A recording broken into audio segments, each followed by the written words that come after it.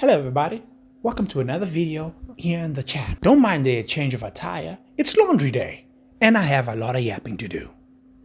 Oh man, hey, hey, hey, hey, hey, hey, hey, hey, hey, hey, hey, hey, hey, hey, hey, hey.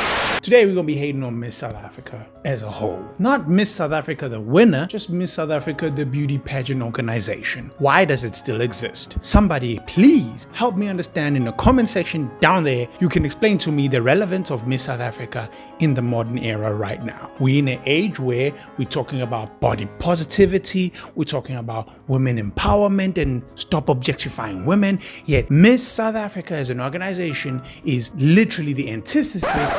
There's English again going. English, motherfucker, do you speak it?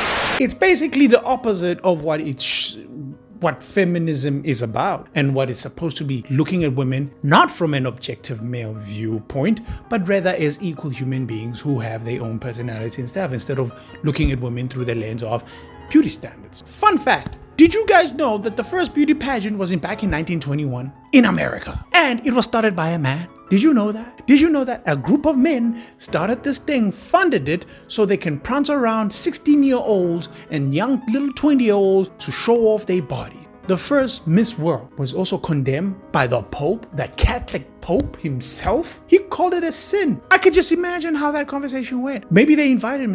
They were like, Pope, please come join Miss World pageant. We are celebrating the femininity and the beauty of women.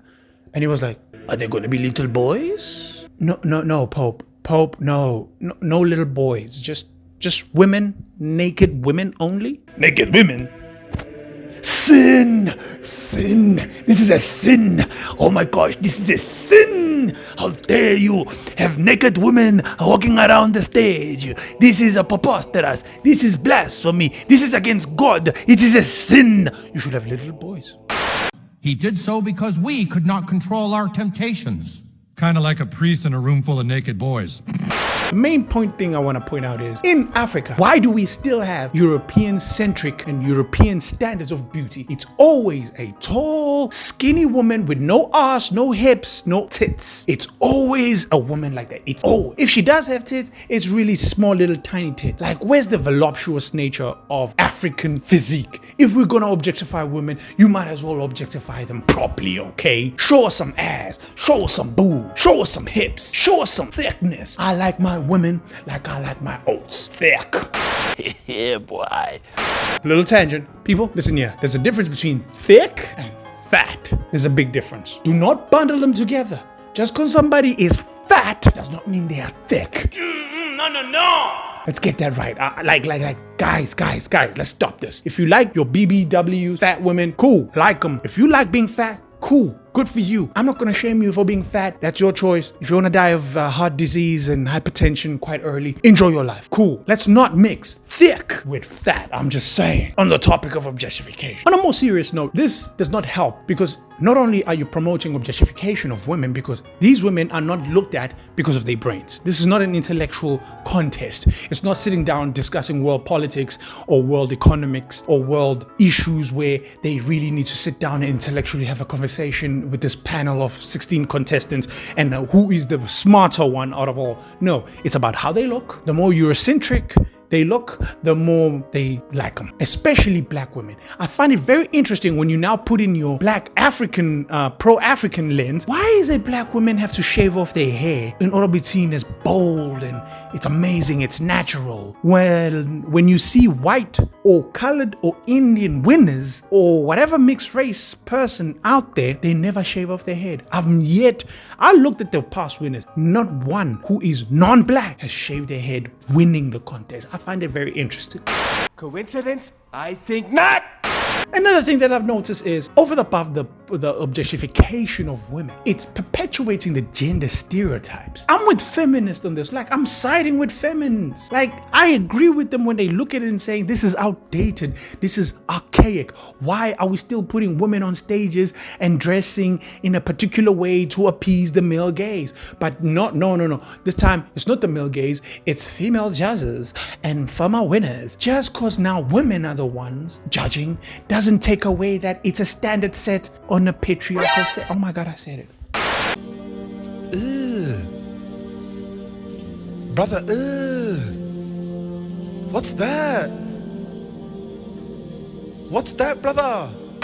Now, with the objectification of women in this way, and we're talking about GBV, it's not helping. And I'm telling you as a man, what this tells me subconsciously, I'm just seeing another pretty face.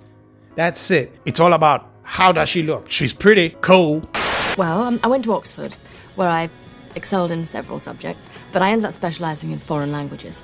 I really wanted to travel, sort of see the world. That's fascinating, Vanessa. Listen, why don't we go in the back and shag?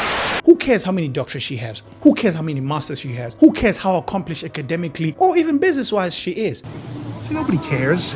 So the young, pretty, according to European standards, not to me, like, come on, man, they're skinny, bro. Like, they're so skinny. This is perpetuating that. And also, I see it, second point that I have an issue is, I see this as a human in a more nefarious way or more conspiratorial way. It's a gateway to being a yacht girl.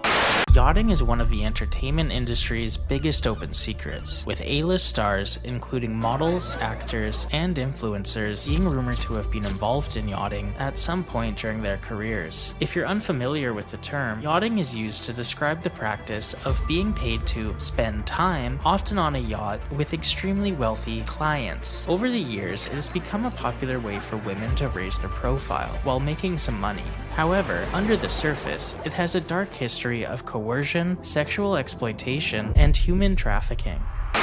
Another point that I actually have a problem is it's boring. It provides no entertainment. It serves no purpose.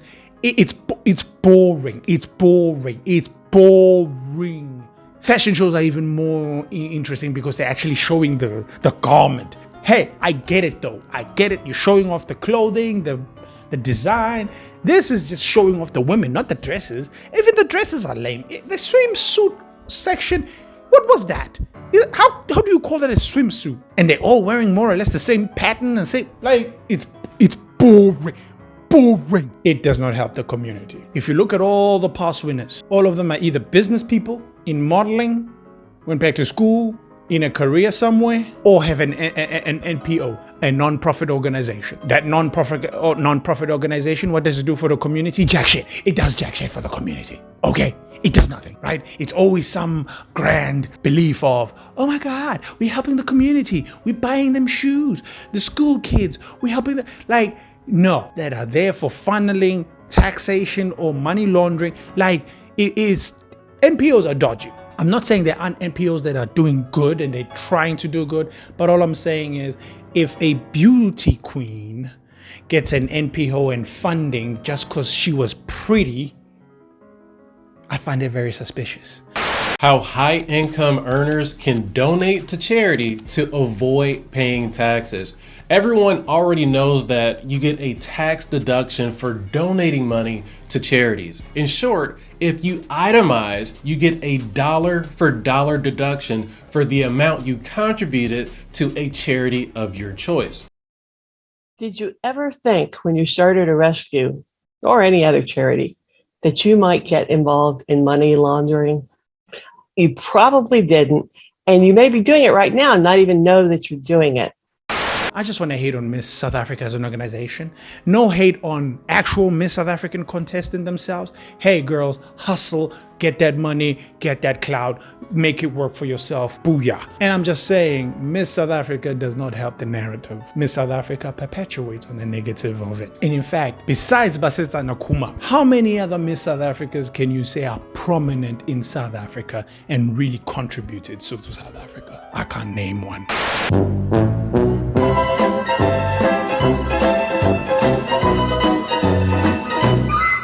Remember to smash that like button. We always hating here. We always critiquing here. We always say some bullshit.